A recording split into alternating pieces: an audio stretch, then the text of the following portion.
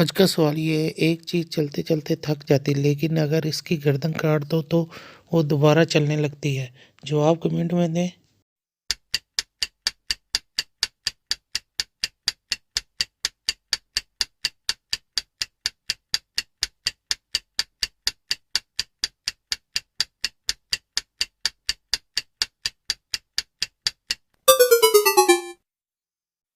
جواب ہے پینسل۔ اس ویڈیو کو لائک کریں، ہمارے چینل کو سبسکرائب کریں اور بیل آئیکن ضرور پریس کریں ہماری نیو ویڈیو سب سے پہلے دیکھنے کے لیے۔